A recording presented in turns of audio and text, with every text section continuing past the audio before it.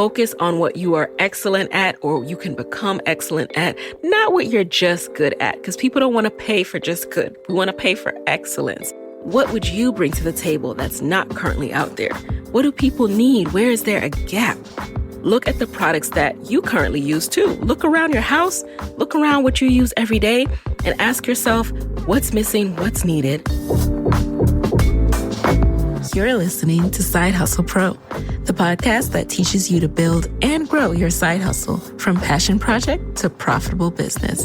And I'm your host, Nicaila Matthews-Okome. So let's get started. While COVID-19 is having an unprecedented impact on the economy, companies like Gusto are still building tools to support your business and your people through the ups and the downs. Gusto offers modern, easy payroll, benefits, and HR to small businesses across the country. They were even named Best Online Payroll by PC Mag. And as a listener, you'll get 3 months free when you run your first payroll. Sign up and give it a try at gusto.com/SHP. That's gusto.com/SHP. All right, let's take a time out for a bit of self-care.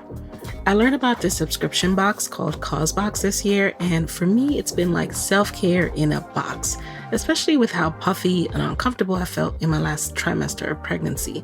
So Causebox is a quarterly, 4 times per year subscription box curated for women that is filled with all sorts of amazing products and brands that are ethical, sustainable, and also have a positive mission to give back and make the world better. Every single Causebox is limited edition, and it comes with 6 to 8 full-size products. That's right, full-size products. And you can get everything from skincare and jewelry to homewares and accessories inside of the box. I got my own sample box, and here are just a few of the things that were in it. There was a jade roller, beautiful gold and silver stud earrings, a compact bento box, the cutest gray and white duffel bag, and a pink portfolio for my home office. I packed the jade roller, by the way, in my maternity hospital bag and loved it. I use my new bento box to pack my afternoon snack to make sure I don't forget to eat. And I keep the portfolio on my desk and use the duffel bag as my baby's extra diaper bag. Plus, I also kept the box itself and used it in my closet for decor and storage. So talk about great and useful items in one box. I use the whole box. When I say the whole box, the whole box. And the best part is that, of course, Side Hustle Pro listeners get an exclusive discount. Go to causebox.com/hustlepro and use the code HustlePro to get your first box for 30% off. That's right, you get your first box worth over $250+ for less than $39. So go check it out. Go to causebox.com/hustlepro right now and use the code HustlePro. Hey y'all, this is a special group of rewind episodes that I'm sharing all May, and each of these episodes shares a different aspect of the behind the scenes of how I turn my side hustle into my main hustle. So I'll walk you through how to lay the foundation of your business and how I approached it. In addition, I'll talk about opening my LLC, my business bank account, and landing my first sponsor. I'll talk about the decision to finally quit my job and how I make money podcasting and how you can too. So as you'll see as you listen to the episodes all this month, none of these steps were perfect. In fact, there's some things that if I had to do it all over again, I would do it differently, but that's okay. It just goes to show that you have to get started and you can course correct as you go. And if you're waiting for some magical moment when you'll have it all figured out to jump, let me tell you, that moment is not coming. So listen up and enjoy these episodes. How to lay the foundation of your business when it's still a side hustle. Step 1 is going to be narrowing down what it is you want to do. What do you want to focus on? What kind of side hustle do you want to start? Yes, you may have multiple interests, but you're not good at all of these. Let's just be real. You're not good at all of those interests. Focus on what you are excellent at or you can become excellent at, not what you're just good at, because people don't want to pay for just good. We want to pay for excellence, okay? And you can get help narrowing down your side hustle. This is what I did.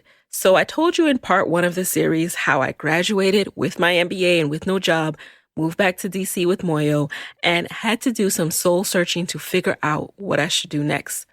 One of the things I did to kickstart the process of narrowing my side hustle was to reach out to friends for their help. I was in such a low space that I just no longer felt good at anything. I was in a slump. I couldn't see my strengths. I could only see my weaknesses. And when you're going through an experience of failure, sometimes it's hard to look at that failure itself as just a circumstance and a failed event. And instead, you end up projecting it onto yourself as I am the failure. No, it's a failed event. And even as I was thinking of those things about myself, in my subconscious, I knew, okay, I've got to snap out of this. I cannot keep feeling this way. And the first thing I thought of is I need to see myself as others see me. I need to remember that girl. I need to remember what it is that I'm good at. And I know my friends are always telling me how smart I am, how creative I am, and how I'm going to be the next this and that. But I didn't see it in that moment, in that period of time. I didn't see these things. I thought maybe if I just ask them, then I'll be able to see. So that's what I did. I sent my friends a quick survey because I was having trouble remembering what it was that were my strengths. And these are the exact questions I sent to them in this survey back in the summer of 2015. And by the way, guys, don't worry about writing these down because I actually created a downloadable freebie for this episode. So it has a sample survey that you can send to your friends to narrow down your side hustle. It will include all the questions I'm about to share, plus a few more that I wish that I'd asked them. So visit sidehustlepro.co/160 to get this sample survey. All right. Now back to the questions. So here are the exact questions that I sent to my friends. Number 1, describe a time when you have seen me thriving and at my best, aka what was I doing or working on? 2, what are 3 adjectives that best describe me? What is something you think that I do well? Number 4, what is something you think I do not do well? Number 5, what is something that you admire about me?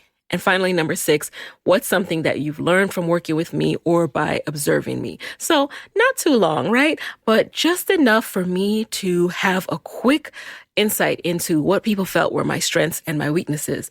I made this survey completely anonymous, by the way, so my friends would be able to write their honest opinions without feeling stifled. I actually went back to this survey the other day as I was outlining this episode, and I looked up some of their responses, and I want you to hear one of them so you can see how much it helped me. So here is one of the responses. Quote, when you were blogging is a perfect example of you thriving. You're doing something you enjoy, so you do it at a very high level. I've enjoyed reading your writing and think you should definitely continue this no matter where the future takes you. This response was so helpful. And by the way, I got many more responses, but I'm just highlighting this one because responses like this were so helpful because blogging is something that I had ignored while I was in grad school. I'd blogged before and, after college here and there, but I really didn't take it all that seriously. Seeing this feedback from the survey helped me realize that I needed to start blogging again and I needed to write and this time take it seriously. Even if I didn't immediately know how it could be a career or how I could make any money from it, the fact was that when I was writing, I was in my element. I was thriving. I was in my zone. I felt capable. I felt just on it. Pay attention to those moments in your life. Pay attention to the moments when you feel like you are thriving. I'm being candid and sharing these things because I want you to connect how the feedback I received helped something to click in my head and help me to take action. And that's what will happen for you as well when you implement and share this survey and get feedback yourself. I really hope it does the same for you. So again, get your survey template at sidehustlepro.co/160 so you too can get help narrowing down your side hustle. So that was step 1, narrow down your side hustle. Step 2, start your research. Once you have narrowed down your side hustle, the next step to lay the foundation is to start that research. So the way I approach research is to reverse engineer people.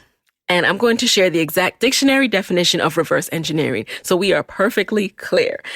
The dictionary definition of reverse engineering means to Examine the construction or composition of another manufacturer's product in order to create a duplicate or similar product. So to me, my interpretation now, so Nikayla's definition of reverse engineering means seeing what's currently working and trying to get to the bottom of why it's working. You need to get to know who is currently doing what you want to be doing and also get to know your audience. That is what research is about in this phase. So ask who is doing something close to what you want to be doing. And you can also find out who to ask, what courses to take, what conferences to attend, what platforms and tools to use, even marketing techniques by studying your industry leaders. Please, let me just take a second here too and say, do not confuse studying with copying, okay? That's not what we're talking about. Do not confuse studying with copying. You are unique simply by being yourself. By who you are. You have a different perspective. You think differently. You were made to be one of a kind. So do not feel like this is about copying. This is about understanding what is working. Studying is what all the greats do. When you go to business school, for example, we study case studies to learn where businesses went right and where they went wrong so we can avoid these mistakes and succeed in the future. It's literally what they train you to do as MBAs. To give you an example outside of business too, when a basketball player, for example, is trying to grow as a player, what do? They watch the game. They study other players' techniques. They try to adopt these techniques and get better at their own game, and they practice constantly. I can tell you that you cannot find an NBA player who has not studied just hours and hours of footage of other players, all right? So that's the same approach you should take with your research. Research with the intent to implement, though, not just to gather information. Research with the intention of implementing. So research what's already out there. Find out who is a leader in the industry you want to get into. Evaluate them. What's currently working? What are they doing well? How do they market? What tools are they using? And then also evaluate what's missing. What would you bring to the table that's not currently out there? What do people need? Where is there a gap? Look at the products that you currently use too. Look around your house, look around what you use every day, and ask yourself what's missing, what's needed. Plus, look up the contact info on these products. If you want to make a better version, if you want to fill in a gap, start with looking at that contact information, looking at these labels, finding out where they're manufactured, and then also turn to online forums. Start asking questions there where people are discussing your industry, including Facebook groups. Don't just assume that no one will answer your questions, that everyone's going to be competitive and not want to give any kind of information. Ask first and be open to being told no, but continue to ask. One no is not the end of it. One no is not a closed door forever. All it is one no. So know that, and then also know that, hey, sometimes you might just have to pay for the answers, meaning you might have to invest in a program from your expert to learn even more. You might have to invest in training from industry leaders to learn more. So all of these answers are not necessarily going to be free. So I told you how I got help narrowing down my side hustle to a blog.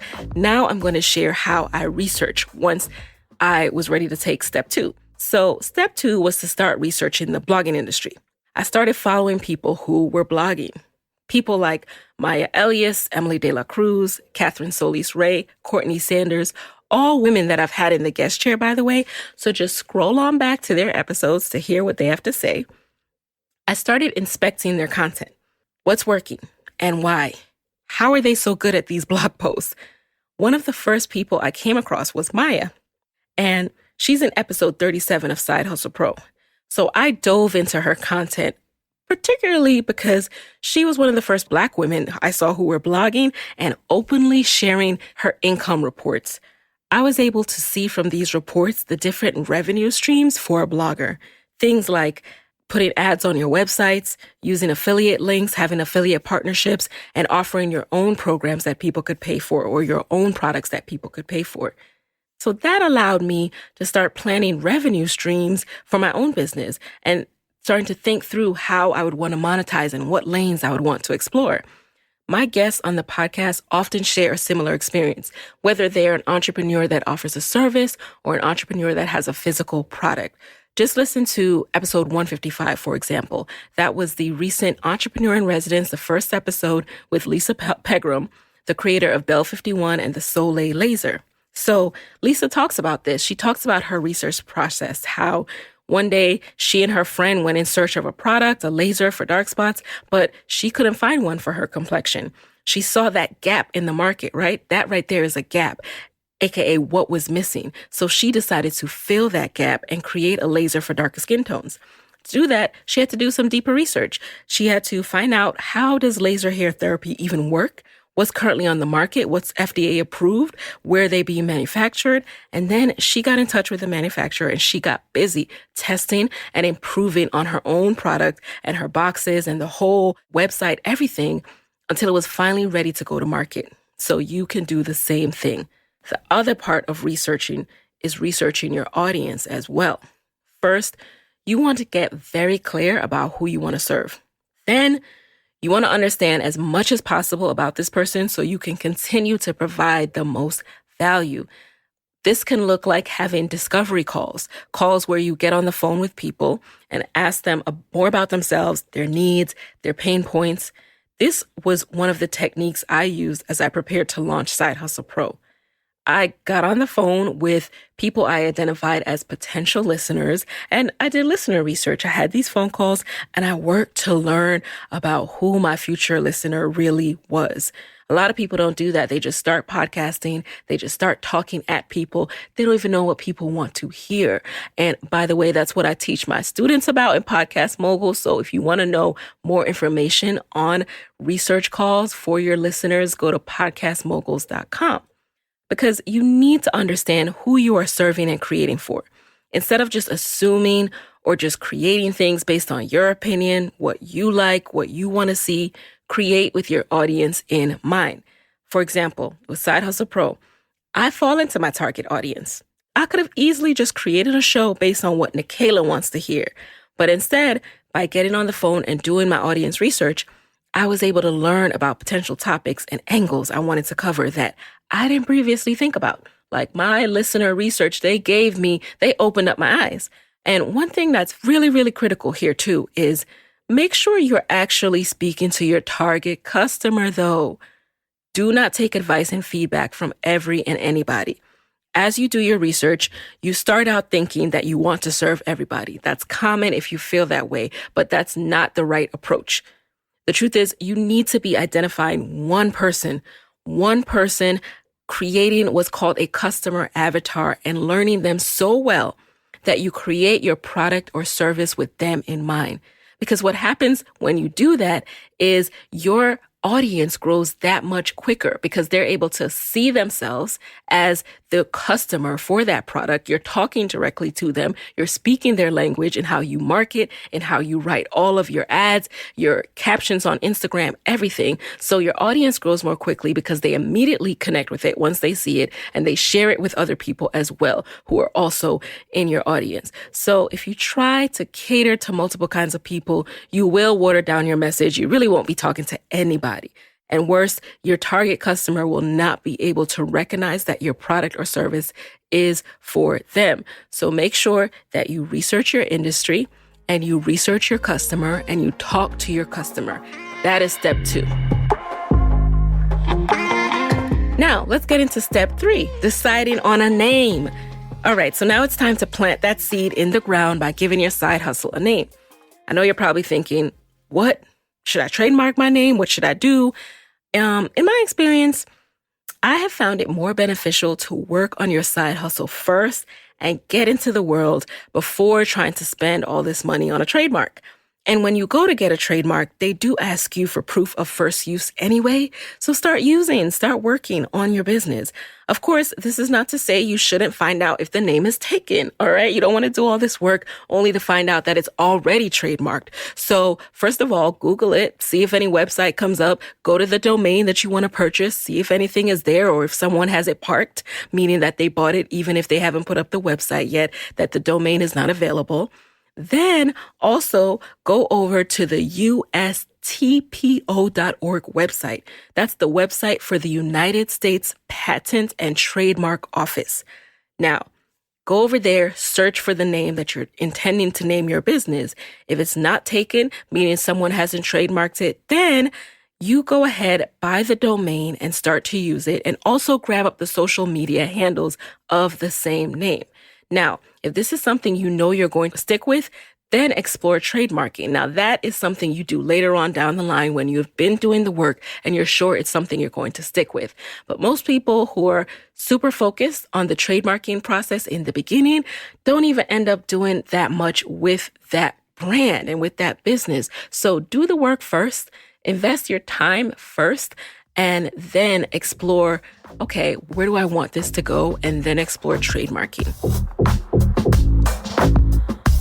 Step 4, create your logo and website. So all of that talk about deciding on a name obviously leads me into this step. And I recommend keeping this entire process, all of step 4, very low cost when you are first starting out. Because it goes back to that, what I was just saying before. When you're just starting, you really don't know where it's going to go. You're excited in the beginning. Things could happen. You could end up changing your mind. You could end up finding out, you know what? This is not the industry I want to be in, based on learning how the industry actually works, based on learning how hard it is to make money in that industry, for example, or maybe some laws and regulations that you didn't know about before. So keep this part low cost because you're still learning. No matter who you are and what you're doing, your business is going to need upgrades. And there's no way you can know all the ways you want to revise your brand when you're first starting out. So keep this low cost and also keep the process short. A lot of people get stuck in this part. They tell me they are still working on their website and logo. 6 months later, I check back in with them and they're still working on this website and they haven't done any work on their side hustle. Don't let this be you. Let's not let this be us. Actually be willing to put out something ugly, like we said in part 1, and do not let putting up a website keep you from your goals. You can create your own logo using services like Canva, 99 Designs, or hire someone on Upwork.com or Fiverr to create it. And I will link to these in the show notes. You can create your website yourself also using WordPress or Squarespace. Now, these do-it-yourself platforms make it very easy to drag, drop, and put up a website very quickly. So you could actually find tutorials for how to do all that on Skillshare.com, which I always talk about because it's so bomb and it has so many lessons where people walk you through exactly how to do this. And remember, you can use my code for Skillshare. It is Side Hustle Pro to get 2 months free. So you can go in there, take all the classes you want, all right? And that's exactly what I did. I used video tutorials like the ones on Skillshare to learn how to set up my blog on WordPress. Then when I transitioned the blog to a podcast, so this was also why it was important. Remember, I had a blog and the name was Kayla K Speaks. Imagine if I'd gone down a rabbit hole of, oh, I want to hold this name, I want to trademark it and all this stuff. After doing the blog for a few months, I realized I wanted to focus on side hustles and I came up with the name Side Hustle Pro. And then I ultimately ended up focusing on Side Hustle Pro only. I bought the domain and all of that good stuff. So number one, it was easy for me to set up a brand new website because I had already practiced by watching those tutorials and putting up my own WordPress site. And also, it was easy for me to not be tied to a name. If I had spent too much money in steps 3 and 4, I probably would have been tied to a name that was not good for my brand. And that's another thing. If you're holding on to a name that's not good for your brand, just let it go. Just let it go. It's a sunk cost. I know you paid for it, but we have to do what's best for marketing, okay? Hey guys, it's Michaela here with a quick word from our sponsors. If you have turned your side hustle into an official business, you're probably starting to see that small business owners, we have to wear a lot of hats. And some of those hats are really fun, but some, like filing taxes and running payroll, for example, are not so fun. That's where Gusto comes in. Gusto makes payroll, taxes, and HR actually easy for small businesses. Fast, simple payroll processing, benefits, and expert HR support all in one place. Gusto automatically pays and files your federal, state, and local taxes so you don't have to worry about it. Plus, they make it easy to add on health benefits and even 401ks for your team.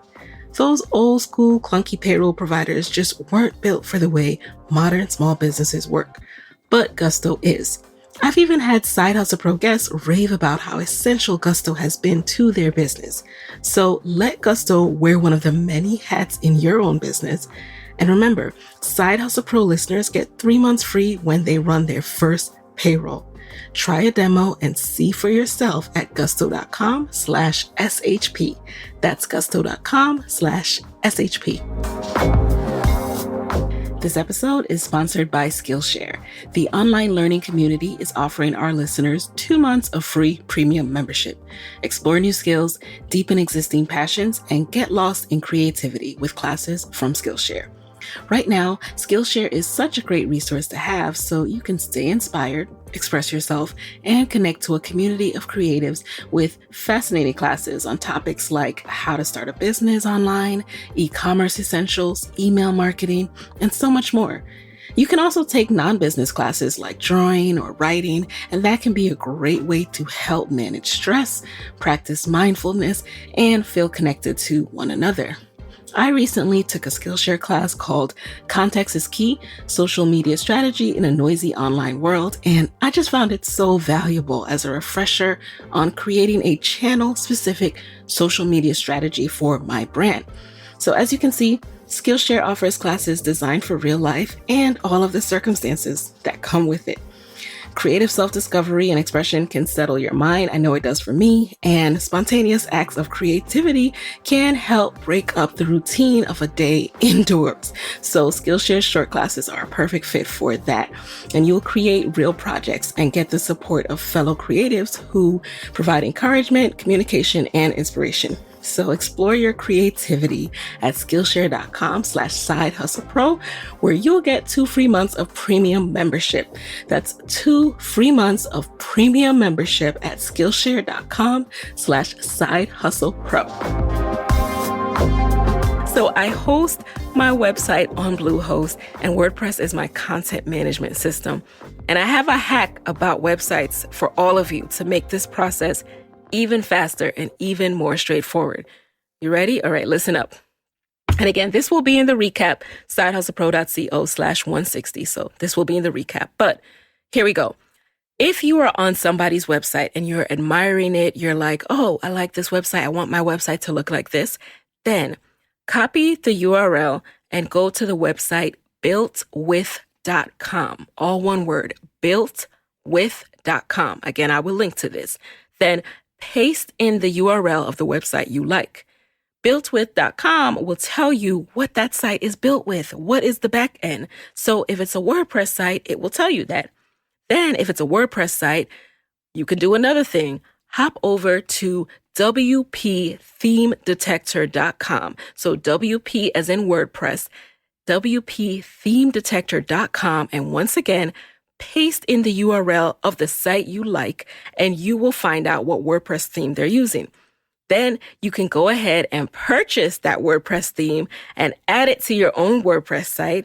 And by the way, WordPress provides clear instructions on how to do all of this. You do not have to be a techie. It makes it so easy. And then you begin customizing from there. This is exactly how I built my first 2 websites myself using WordPress. And I use the word built very, very lightly because I'm not a graphic designer. I'm not a coder. All I did was use that process that I just said and then drag and drop to customize. So obviously, if you go to a major brand's website or someone who has a custom website, those most times go beyond the basics of having a drag and drop template, a theme, all for WordPress. But you never know. Builtwith.com still provides great insider information on how to create a similar site. And this all goes back to the theme I said before of reverse engineering. I love to just look at what people have going on and try to figure out what they're using. You know, when I see someone do a really bomb Instagram story, sometimes I just ask them directly. Sometimes I just research it. Like, what are they using to make these graphics? That looks awesome. You can do the same thing. When I was getting ready to put up a website for Side Hustle Pro, I spent some time reviewing the websites of other podcasters. And I didn't even have to email them to say, hey, what do you use to make your website? Because I found one I liked.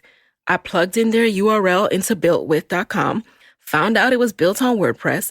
Then I plugged in the URL at wpthemedetector.com, found out what WordPress theme they were using, purchased the same WordPress theme, Boom, applied it to my website and customized it with my colors and content. So our website still looked drastically different because we had different content, we had different colors, but the user interface was the same because of the WordPress theme we applied. So don't reinvent the wheel. You will still stand out. Don't spend too much time on putting up a website or creating a logo either. Nowadays, with WordPress themes like Divi and all of that, you can create beautiful, responsive, sliding, mobile-ready websites in minutes. So do not wait to launch or let the website or logo be what's holding you up. Step 5, start building your email list. So let's get into this step. Once you set up your website, start growing your email list immediately. The reason you want to grow your list is because this is your direct line of communication with your audience. Make sure that as soon as you have your website up, you have a form on your website where people can sign up to get email updates from you, and you are collecting email addresses. And make this enticing, guys. Nowadays, people get so much email. Don't just say, join my list or sign up to get my newsletter. Invite them to be a part of something greater. Let them know the awesome community they will be a part of by joining your email list, and let them know what they can expect to receive. Name your community even. Name your tribe, give them a name, and invite them to join and be a part of that group. You should also offer something in exchange for an email. So in the same way that I offer you guys PDFs, recaps, free templates, things that will help you, you can do the same thing. This ensures that you are building your email list and your community with people who actually want to hear from you, with people who it's a reciprocal relationship. You're giving them much needed information. They actually want to be a part of it, and you actually want to talk to them. So you should offer something in exchange for an email. This is commonly referred to as a lead magnet.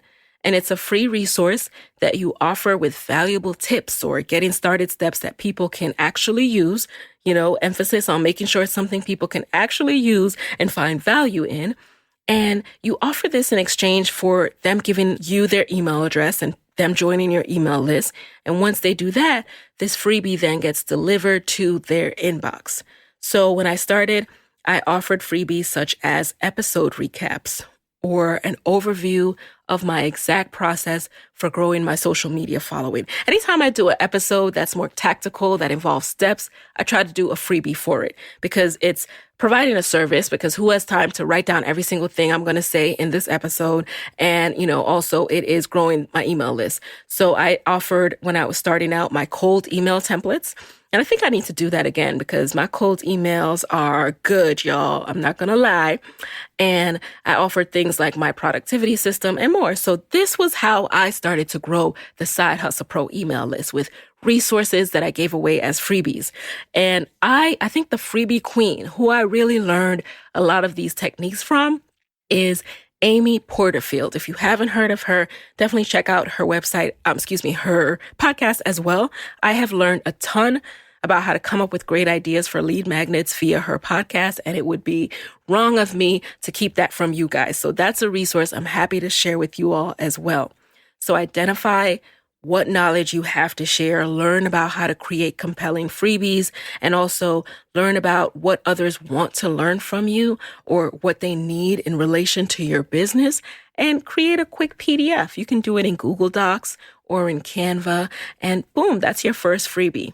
And just focus on one for now. Don't think you have to create one, like a million freebies, one for every single day and thing that you do. Just start with one. Again, since everything is a test, see how that does. See if people respond to it. Get feedback even. You can even ask someone who downloaded it, hey, was this helpful for you? What would you like to see more of? So you can use that data to inform future freebies. So big tip for you there, alrighty? So now let's get into step 6. Now that you have narrowed your side hustle, started your research, decided on a name, developed a logo and website, started building your email list, let people know what you are doing. Start to post on your social media pages about your side hustle. Tell your personal network. That could lead to your first client.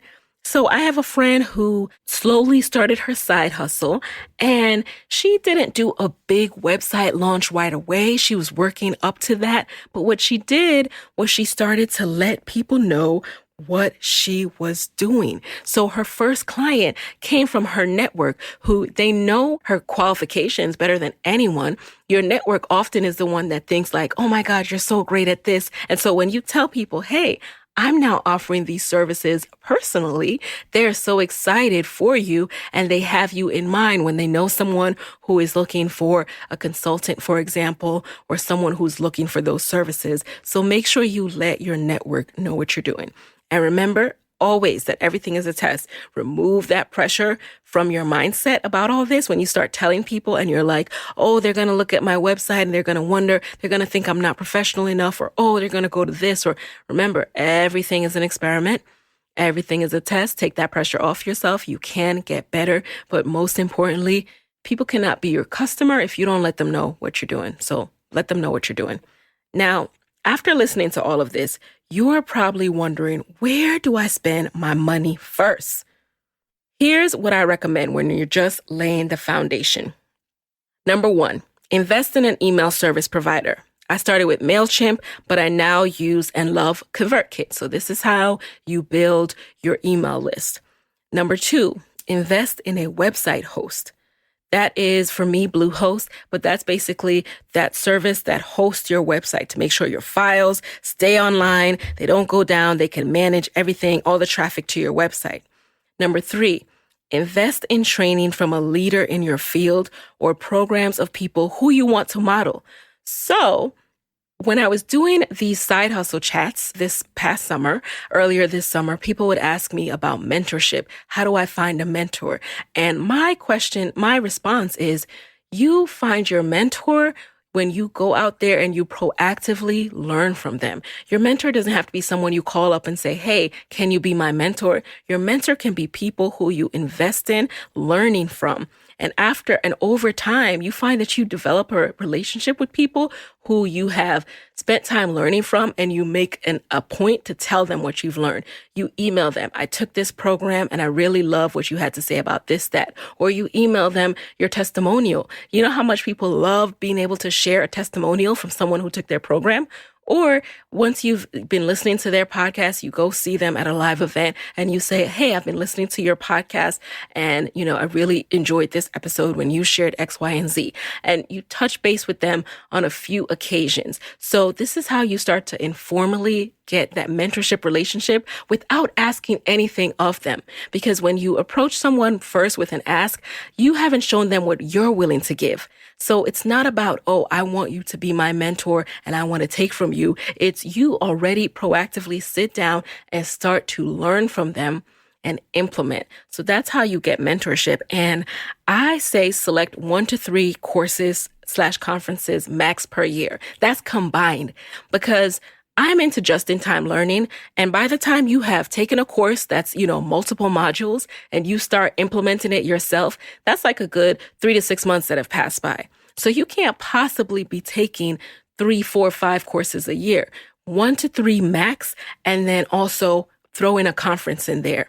And here's a big tip too. When you go to a conference and you really do the work of networking, you do the work of following through with whatever homework you took away from the speakers, you probably don't have to go to it again the next year. You probably don't. In 2016, I went to, I would say, 3 conferences. I don't think I took any courses that year. I think I took courses in 2015 and 2017. So 2016 was my conference year. And after that, I didn't need to go back to those same conferences the next year because I got what I needed to get out of them.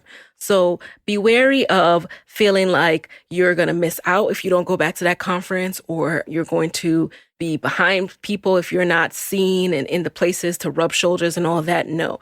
Go in with a strict goal to learn what you need to learn to further your side hustle, and then save your money and invest that into then growing your hustle with what you have learned. Again, I'm big on just-in-time learning. Every time I've taken a program, I then go through module after module and start implementing what I have learned. So those are the 6 steps to laying the foundation of your business when it's just a side hustle. Step 1, narrow your side hustle. Step 2, start your research. Step 3, decide on a name. Step 4, develop your logo and website. Step 5, start building your email list. And step 6, let people know what you're doing. You may notice that I didn't get into what kind of business entity you should form. Why? Well, because these are the kind of things that keep you from starting. I know it may seem controversial to some, but I firmly believe that it is more important to start with this foundation that I outlined above than to decide on your business structure when you're starting out. After you have spent some months learning how to make money, then shift your focus to what business entity makes sense. How can you start a business entity when you don't even know if you're going to commit to this and how and if you will actually make money? So here's how to decide on when to establish your business entity. 1, when you're sure you're going to stick with it. 2, when you're ready to accept payments from clients and customers. At that point, go ahead and separate your business income from your personal banking. Now, this point, people are going to reach this point at different timelines, okay? So I can't give you a hard timeline of when to do it, but those are the 2 signs to watch out for. When you're sure you're going to stick with it and when you are ready to accept payments from clients and customers. I established my business bank account and business entity 6 months into running my side hustle, right as I was about to start earning income. That's when I had studied, mastered, understood how to pitch sponsors. And I'm like, all right, I'm about to start landing sponsors. Let me go ahead and set this up so I can accept their payments. And it took me that long to get a handle of revenue streams and to test. It took me that long also to feel confident to start selling things, to be confident to start launching programs. And when I knew that I was getting ready to launch a program, I said, again, I need to separate this from my personal money. So I'm going to go ahead, set up my entity and set up my business bank account. And when I knew I was going to start making money and I wanted to keep that money separate, I decided to establish an LLC. The legal structure of your business, though, know that it has an impact on what you pay in taxes. Know that it has an impact on the amount of paperwork you do each year. And also know that Nikayla Matthews Akome is not an attorney. I like to emphasize that I am not an attorney and I do not consider myself an expert in the legal aspects of entrepreneurship. That said, I do have a resource for you. If you have more questions about forming a business entity and tax implications, check out episode 49 of Side Hustle Pro with attorney Art Steele. I had her on to talk all about that, and also check out her own podcast.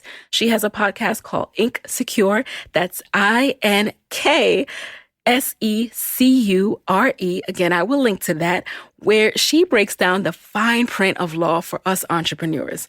I will link to all of this in the show notes. Okay, guys? So scroll up in your podcast app to see all the notes in the episode description, including the links for all of the show notes from this episode. Thank you guys so much for listening to part 2 of the Side Hustle series. Remember to head over to sidehustlepro.co/160 for the full recap from this episode, including your free survey template to narrow down your side hustle. All right? And there you have it. Hey guys, thanks for listening to Side Hustle Pro. If you like the show, be sure to subscribe, rate, and review on Apple Podcasts. It helps other side hustlers just like you to find the show. And if you want to hear more from me, you can follow me on Instagram at Side Hustle Pro. Plus, sign up for my 6-bullet Saturday newsletter at sidehustlepro.co/newsletter. When you sign up, you will receive weekly nuggets from me, including what I'm up to, personal lessons, and my business tip of the week. Again, that's sidehustlepro.co/newsletter to sign up. Talk to you soon.